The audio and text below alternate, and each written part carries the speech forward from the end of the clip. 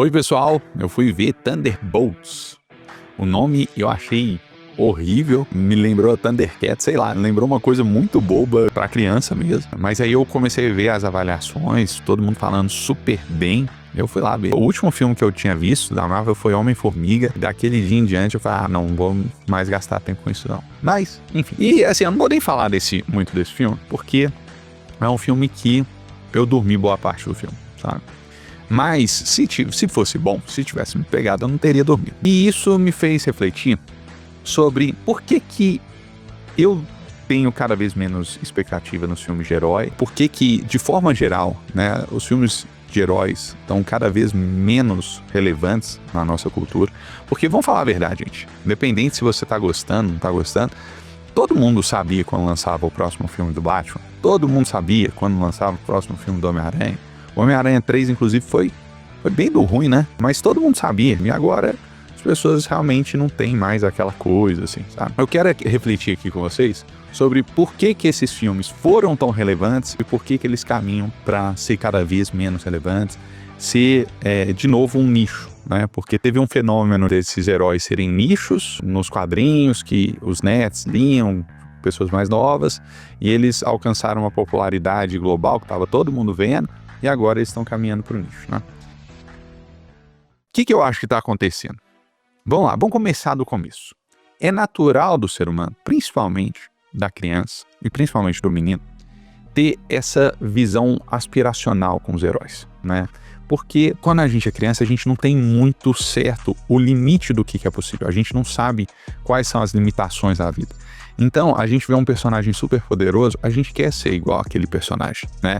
A gente idealiza mesmo. E à medida que a gente foi crescendo, que a minha geração foi crescendo e foi se tornando adulto, esses personagens também foram para o cinema. Só que ao invés de irem, né, numa versão super poderosa e caricata, eles foram de forma mais plausível, né? Porque a linguagem de filme, ela exige isso. Então, assim, quando a gente tá vendo um filme e a nossa crença que aquilo lá de certa forma faz sentido ou é plausível é quebrada, a gente sai muito do filme, né? Primeiro 5 minutos do filme, a gente vê o Super-Homem explodindo o mundo no meio, né? A planeta Terra no meio.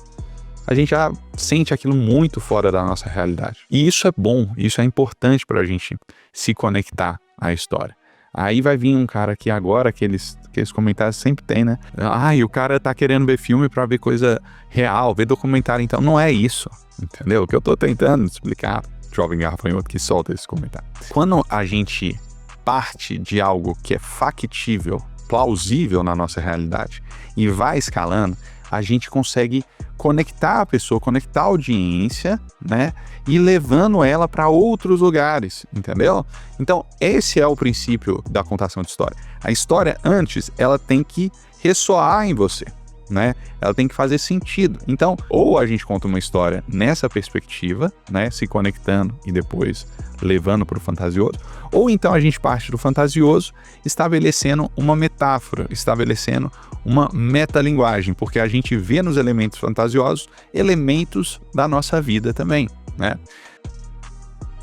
Mas então, quando a minha geração viu Batman Begins, a gente viu não um super-herói, né? Mas um homem de verdade que é traumatizado com a morte dos pais, que não aceita a realidade, não aceita a cidade que os pais tanto amavam e cuidavam, indo por água abaixo, né? Cedendo às mazelas daquela sociedade corrupta, e decide fazer algo por aquela cidade, utilizando da inteligência que ele tem, que é muito grande, e do dinheiro que ele tem, né? Ele é um bilionário.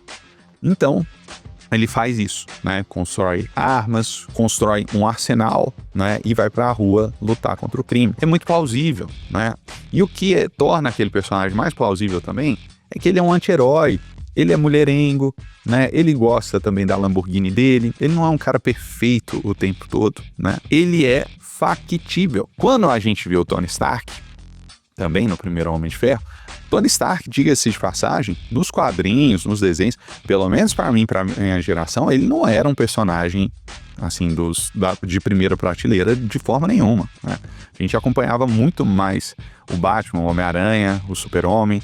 O Super-Homem para a década de 80, de 70, ele era o principal personagem, né? Mas na minha geração era mais Batman, Homem-Aranha, os X-Men, né? E por que o Tony Stark, se ele não era o personagem top? Porque ele era o mais humano, ele não tinha nenhum superpoder, né? É igual o Batman. Inclusive, essa escolha foi muito por causa do Batman também, né? De trazer um personagem completamente humano. Assim como o Batman, o Tony Stark, é um gênio, bilionário. E aí, mesma coisa, um bilionário é sequestrado, usa da inteligência dele para construir uma super armadura, foge do cativeiro e decide criar uma super armadura. Ele também tem as falhas dele, ele é mulherengo também, a alguns momentos é arrogante, mas ele é factível. E o desdobramento de existir um homem como ele, que faz o que ele fez, tem consequências factíveis na sociedade, né? Naquele mundo. Ou seja, uma pessoa cria uma super armadura que tem o poder de um exército. Como que a gente vai lidar com isso? Como é que vai funcionar a segurança nacional? O governo americano vai nacionalizar aquela armadura, né? Então, a gente fica imerso naquilo. E aí, depois, anunciam que vai ter um filme do Hulk. A gente fica, nossa, vai... E o Hulk, hein? Putz grila, como é que o Hulk vai ser? Como é que eles vão encaixar o Hulk nesse mundo tão incrível? O que ele vai fazer com Nova York? Você tá entendendo? Porque a gente se importa com aquela realidade. A gente vê um prédio lá em Nova York e a gente tem a nossa visão, né, da realidade para aquele prédio. Ou seja, a gente pensa assim, nossa, se destruir aquele prédio de cima e embaixo e as pessoas que vão estar lá, tal, tudo. Só que aí foi escalando tanto que tudo que existe na nossa realidade começou a não fazer sentido nenhum nessa outra realidade, nessa outra criação de mundo. Então, a gente vê Nova York, igual vi no final do filme lá do Thunderbolts, sendo devastada. Não importa, a gente sabe, aquilo tudo ficou de mentira. Se a gente não se importa com o que está acontecendo, com aquela realidade, pra que a gente tá vendo, né? Assim, quando a gente é criança, a gente vê um personagem super poderoso dando soco, a gente fala, nossa, que legal! Mas, assim, esses filmes que estão sendo feitos, são pra adulto, né? Teoricamente são pra adulto. Então, assim, será que a grande maioria das pessoas ainda tem uma inteligência de criança, né? Que vê um superpoder e acha super legal, ou vê um tanto de matança e acha super legal. Peter, você tá sendo muito crítico, o pessoal só tá querendo um momento pra se distrair, desligar o cérebro. Sabe, tem tanta forma de se distrair melhor que isso, né? De se dedicar 2 horas, 3 horas vendo uma história que não importa nada, né? Não é nada que acontecer ter uma consequência real naquele mundo lá que a gente aprendeu a gostar e se importar. Pra quê? Né? Eu acho que teve um momento muito claro, né, que houve essa ruptura, que foi nos Vingadores, que o Hulk pega o Loki e começa a bater de um lado pro outro, tal, né, que o Loki faz aquele discurso eloquente do vilão, né, que a gente tá acostumado. E tem essa quebra de expectativa, inclusive que eu adorei, que eu ri demais na época. Só que depois aquilo virou só isso. Aquela cena é emblemática porque ela tá quebrando também a quarta parede, né?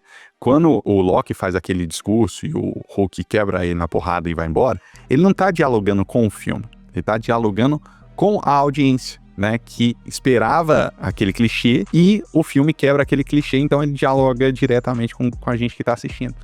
Só que depois disso foi só isso. E a gente tá sentindo falta de se importar realmente com as coisas, se importar com essas histórias. Igual a gente fazia quando assistia O Senhor dos Anéis, que a gente ficava aflito lá, com os orcs tentando invadir o castelo. Tá faltando isso, gente. As pessoas não querem assistir uma coisa só pra assistir e fazer piadinha interna toda hora, sabe? Isso aí, sei lá, eu prefiro rede social pra fazer isso, ficar vendo vídeo e tal, que aí pelo menos é uma piadinha interna que tá muito conectado com a minha vida, tá? Agora isso aí, enfim. Deixa os comentários aqui de vocês, me falam o que vocês acham. Valeu, até a próxima.